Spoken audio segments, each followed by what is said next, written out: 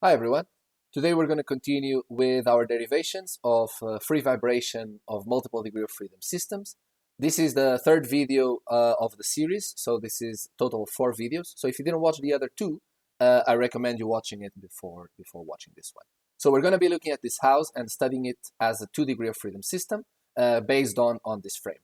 In the previous videos, we talked about the dynamic equations of equilibrium in the coupled form, and we talked about why we can't solve it. And then in the previous video, we talked about modal circular natural frequencies and how to calculate for those. Today, we're going to talk about modes of vibration, and then in the next video, we're going to wrap up all the theories to close this in a very nice way. So in the previous video, we looked into the dynamic characteristic equation, and we learned how to solve for the modal circular natural frequencies, omega n. What we're going to do today is we're going to do a small step back. So before idealizing this equation, determinant of this bit equals to 0, we have this equation here. And if you remember from the previous video, we said that there are 2 solutions. Either x is 0 and we have no oscillation because our displacements are just 0, or the determinant of this bit, of this little matrix that we learn how to calculate, is equal to 0, and then we have the properties of our vibration motion. Now, what is interesting about this is if this determinant is equal to 0, that means that there is room for x to be different than 0. And that's what we're going to explore today. So this x that we're going to learn how to calculate has a special meaning in structural dynamics. This is what we call the mode shape. And we're going to just rename it to phi n, which just represents the modal shape of mode n. And because we're talking about a 2 degree of freedom, the mode of vibration has 2 components, a phi n1 and a phi n2. And 1 and 2 are associated with degree of freedom 1 and degree of freedom 2. So let's look into the example straight away. And if we look at mode 1, we said that the circular natural frequency was 53.9. So in this specific number, we know that this part of the equation turns to 0, and we're going to find what is the value of x, or in this case, what is phi 1, that is associated with this number. So associated with the circular natural frequency for mode 1, there is a first mode of vibration. And what we're going to learn today is how to calculate it and what is its meaning. So if we look at this equation here, which is just m minus 1 times k minus omega square I, and we're replacing x by this first mode of vibration, so phi 1, 1, phi 1, 2. So just before we continue, this first 1 defines the first mode of vibration, and this second 1 and 2 is associated with degree of freedom 1 and degree of freedom 2. So from the previous video, we calculated that omega 1 squared is around 2907. So we can replace here in this matrix. So we're going to subtract from the main diagonal 2907, and then in the next slide, this is the final solution. Feel free to stop the video to do these calculations on your own. At this stage, what we're going to do next is get rid of the matrix form and write this as a system of equations. So if you remember, matrix times a vector, we're going to do 7092 times phi 1, 1 plus minus 4000 times phi 1, 2, and that has to be equal to 0.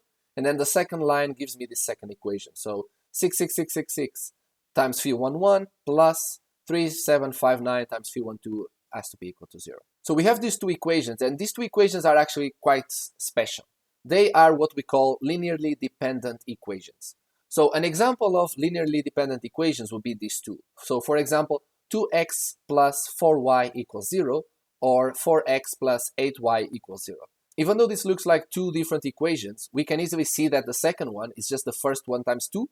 So they don't actually represent 2 equations. They represent just 1. So that means that we can't solve for one unique determinate solution. We're going to have infinite solutions. So if we solve either one of them, we're going to see that x has to be equal to minus 2y. So any values of x and y that follow this equation would be a solution to this linearly dependent system of equations. So for example, if y is 1 and x is minus 2, this is a solution. If y is 2 and x is minus 4, this is also a solution. If y is 0.5 and x is minus 1, this is also a solution. So we have infinite solutions that are defined by this ratio between x and y. Now, these 2 equations that we have here, even though they don't look like it, they are exactly like these 2. They are linearly dependent equations. So that means that we can't solve for a unique solution, but we can determine a ratio between the 2. So if we solve for phi 1, 1, the first equation gives us that phi11 is equal to 0.5649 phi12. But the second equation, if you solve it, you get the exact same solution. So these two equations give you the exact same solution. Now, which solution do we choose? We can choose any solution as long as this ratio is respected. So what is commonly done is we equate phi12 to 1, and then that means if phi12 is 1, phi11 has to be equal to 0.5649. And this would be a solution to this equation, and this is a representation of our first mode of vibration. Let's see what this means in physical terms and in the context of our little house. So if you remember, our house is modeled by this frame, and now we have this first mode of vibration described by these two components. What this means for our structure is if the second floor is at a position of 1, the first floor has to be in a position of 0.5649. So this means this will be an approximation of our structure when it's deformed based on the first mode of vibration. Now, remember that this is one possible solution. So let's say if we multiply everything by 0.1, this will also be a solution. So if the second mass will be at 0.1, the first mass will be at 0.05649. In summary, the first mode of vibration is described by a circular natural frequency of 53.9, but also corresponding to this circular natural frequency, there is a mode shape of 0.5649, 1.0. Now, let's do the same calculation, but now for the second mode of vibration. If you remember from the previous video, the circular natural frequency is 117.3. So we're now just going to repeat the calculation for these numbers. So feel free to stop the video and verify the calculations. But basically, we're just going to replace this by 13,759, and we're going to subtract from the main diagonal. And this leads us to this matrix, and we're going to expand it into a system of equations. Again, this system of equations is linearly dependent, so we can solve either one of them. They give you the exact same solution. But in this case, this number is negative, which is interesting, which means that if phi22 is equal to 1, phi21 is equal to minus 1.064. And it's not important the number itself. It's very important that it's negative, but not important that it's minus 1.064. Now, what does this mean in the context of our structure? That means that if our second floor is at a position of 1.0, the first floor is moving in the opposite direction and it's at a position of minus 1.064. So that means this is the mode shape according to mode number 2. So it's completely different than the other one, because this one, first the mass goes to the left and then the other mass goes to the right. So they're moving in opposite directions. So in summary, the second mode of vibration has a circular natural frequency of 117.3 radians per second, and associated with this, we have a mode shape of minus 1.064 for the first floor, and then 1.0 for the second floor.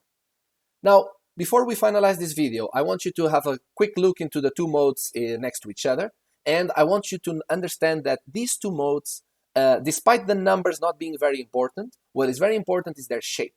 The first mode of vibration, as I said in the previous video, is always associated with the smallest circular natural frequency, but also very important, the mode shape has the masses moving in the same direction, okay? So when one of the masses moves to the right, the other mass moves to the right, which you actually can see, it's a motion that requires a lot less from the columns, right? So it's a motion that is it's a lot more flexible and a lot easier to have than this second one. That's why this second one has a circular natural frequency which is bigger. That means the mode is stiffer, is harder to obtain. And associated with this second mode of vibration, always has to be this case. When one of the masses moves to the left, the other one has to move to the right. And again, since this is one of possible solutions, the phi22 could be minus 1 and phi21 would be positive 1.064. So what's important to have in the back of your mind is that the first mode will have the two masses move in the same direction at one particular time, and the second mode will have the masses move in opposite directions in any particular time. So in summary, what did we learn to do today? We took the modal circular natural frequencies omega n, and we used this equation that we got from the previous video as well to solve for x, and x has a particular meaning in this context we call the mode shape. So phi n will mean the mode shape of mode n, and we learned how to calculate these mode shapes. In the next video that I definitely recommend you to watch, we're going to wrap up all these three videos and make sure that everything will make sense when we discuss the dynamic equations of equilibrium in the uncoupled form. So thank you for watching and have a good one.